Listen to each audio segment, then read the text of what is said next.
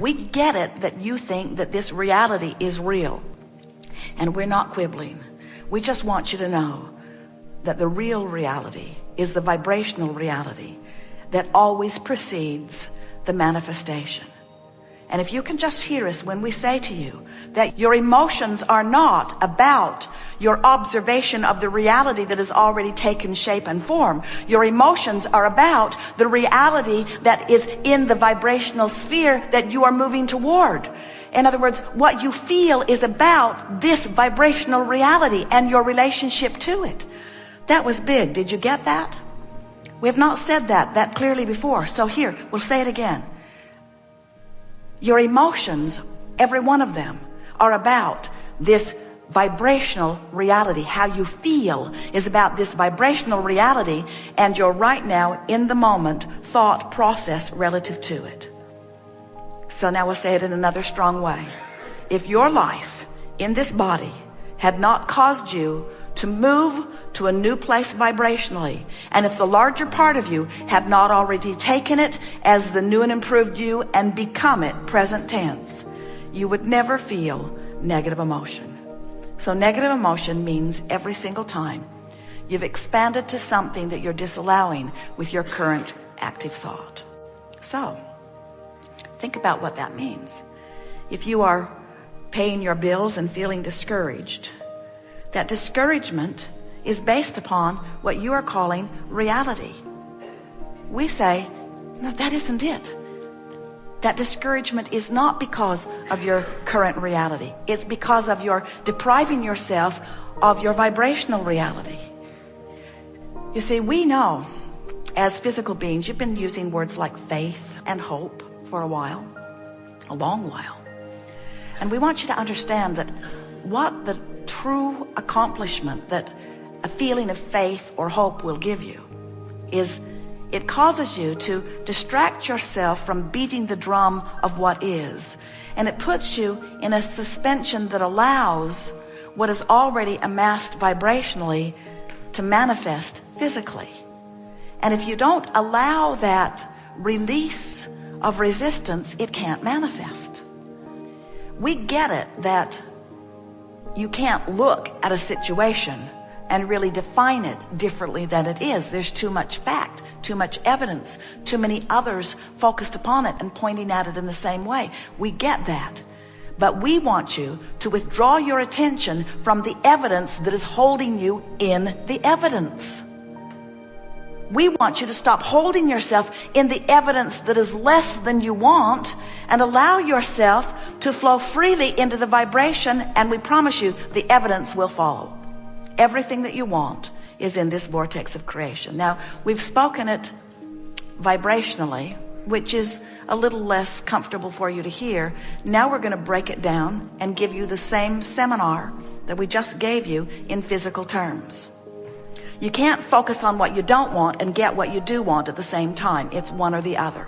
And whatever you're focused upon, you're practicing the vibration of, and it's becoming very vivid in your vibration, and law of attraction is giving you what you think about, whether you want it or not. When you think about what you don't want, or even better stated, when you think of less than what you do want, you won't feel as good as you can feel. When you think about what you want, even if it hasn't manifested, you'll feel great. Everything that everyone wants is because you think you will feel better when you get it. And so what we're suggesting is that you feel better even before you get it in terms of manifestation, that you go for the feeling, which is the reason you're asking for it anyway. And when you go for the feeling and accomplish the feeling and maintain the feeling and practice the feeling and get in the vortex and be in the vortex and stay in the vortex and sustain your vibration in the vortex and practice the vibration of the vortex until you are chronically someone who's in the vortex, each and everything that you've ever asked for must come into full manifestation view for you, where everyone you know who is anywhere nearby can see it and hear it and smell it and taste it and touch it. And then they will say to you, hey, how'd you do that?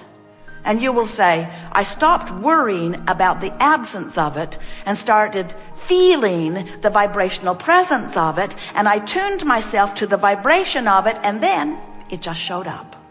That's how it works. We're eager to talk with you about anything that matters to you. Nothing is off limits. There is not one thing that you are doing that we want you to do differently. We do not want to guide your desires or your requests, because we so understand the balance of your environment, and we so trust that your sifting and synthesizing of life is causing you to create magnificently, just as you knew you would. And we have the privilege of standing in your vortex, in this vibrational realm, feeling the fullness of all that you have become, with such appreciation of your expansion, not just your expansion, your reason for our expansion. And we do as we told you we would do. We hold steady to the vibration of who you really are, incessantly, eternally calling you forward toward it. And when you click in, whether you just slip in because you have the good fortune of watching a little girl bouncing around the campground, or whether you slip in because you deliberately felt your way in, you reached for the best feeling thoughts you could find. Inside this vortex is who you eternally are, and where you ultimately will return. We just don't think you should have to croak to get in the vortex.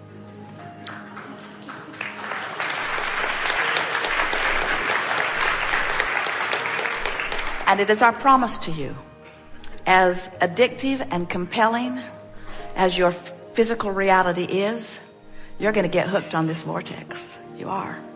You're going to get hooked on that high feeling, that high flying feeling. You're going to get hooked on the feeling of who you really are. You're going to get hooked on that feeling of elation. Esther finds it when she gets behind the wheel and they hook that car up and they get out on the open road, and the sun is shining and the roads are beautifully laid out before her, and the vista is around, and her lover is next to her, and everything in her world is perfect. And she just wants to yodel down the canyons of the highways of this world. She just wants to shout to everyone, look at this beautiful life that we've carved out for ourselves. And when she finds that place, she wishes to maintain it incessantly, but she doesn't. In other words, it's a high that comes, isn't it? It's a high that comes. It's a feeling that comes. It's that rapturous feeling of being in love. But then life causes you to focus. Then suddenly she realizes she doesn't know where she's going. And maybe she hasn't programmed the Magellan just right, or the Garmin just right. And where's Jerry anyway? He should be up here helping me. And then the vortex just spits her right out. Spits her right out. And then she finds another thought, and the vortex just takes her back in. In other words, it's such a willing partner, never holding a grudge. Your vortex never says, where were you yesterday? Your vortex never says, we've been here keeping a light on for you while you've been over there complaining about that and that and that and that and that. We're turning this light off. You just stay over there in the dark for a while. Your vortex is always calling you, and your source is always there. And when you find the feeling of it, then practice it, milk it. When you're having a good moment, ask yourself, what are the components of this moment? Why do I feel so good? What's so lovely about this? And describe it. Use your words. Use your emotional words, but begin to practice the conversation. Affirm from inside the vortex. In fact, affirm constantly and do it all from inside the vortex. And never ever affirm from outside the vortex. When you affirm from outside the vortex, you practice the outside the vortex vibration. When you affirm from inside the vortex, you practice the inside the vortex vibration. So, what do you want to talk about? Some things.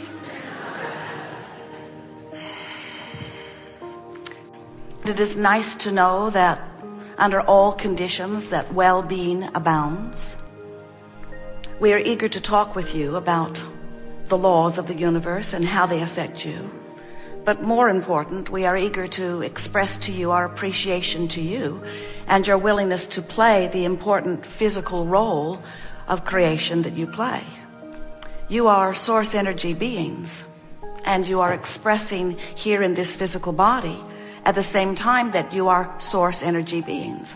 And that is something that is a bit of a surprise to so many people, because they are accustomed to thinking in terms of being dead or alive, physical or non-physical. They're accustomed to thinking about being non-physically focused or physically focused. So much so that often when we are interacting with you, you ask us, well, Abraham, why aren't you physical? As if we are not, as extensions of that which you are. You want to know when you will be non-physical, and we say, always. And you say, no, I mean, when I withdraw my attention from this time-space reality and I become non-physically focused, then will I be not different than I am here and now? And we say, of course, there are different vantage points. We're expressing to you from a vantage point of non-physical. And we have the advantage of pure positive energy. We have the advantage of being always in this vortex of creation that you are helping to carve out. But you play a very important role. You said, I'll come forth into this physical body as an extension of source energy for the purpose of exploring the contrast that surrounds. And as I explore the contrast, you said, before you made your trip from non-physical to physical, you said, as I explore the contrast, I know that it will serve me in a very powerful way, because from the contrast, you said this, I in my physical form will be able to focus clearly from my selfish perspective that which I think would be an improvement from where I stand. And when you realized that you would do that, you also realized that when in your physical body, by knowing what you don't want and therefore knowing more clearly what you do want, you knew that when you know what you don't want and therefore know more clearly what you do want, you knew that you would then send off a rocket of desire, a vibrational request that the non-physical part of you receives in the same way that you are vibrationally connected to something not known. Many of you are connected to something that you don't know, in the sense that you can't see it, you can't hear it, you can't smell it, you can't taste it, you can't touch it. It's non-physical. So you're not very good at translating what's non-physical through your physical senses. In other words, you suspect there might be something there. You look around your planet and you see all of this magnificence. You see your planet spinning in perfect proximity to other planets, and you have an inkling, you're very wise and deductive in that way, that there must be something bigger going on than what you can see, hear, and experience with your physical senses. As wise as you are, you haven't managed to scrape enough dirt together to launch another Earth into orbit. In other words, you know that there is a bigger picture, but you can't see it. You can't translate it through your physical translators. But we want you to know that there is this non-physical world that existed before you came into this body, and that is expanding as a result of you being in this body. And here's how it works. From your non-physical perspective, you set forth the intention to be here in this body. And a part of the consciousness that is you, that is source, sometimes you call it soul, inner being, some refer to it as God. A part of that consciousness comes forth into the physical personality known as you. As you explore, you constantly ask for more. You are constantly sending forth vibrational requests for expansion, for improved expansion. And when those vibrational rockets precede you, even though you can't see them, they are received by the larger part of you. And the larger part of you becomes the vibrational equivalent of the request that you have set forth. So what that means, we've been explaining that to you in earlier conversations by saying, when you ask and contrast insists that you do, it is given, or source answers the request.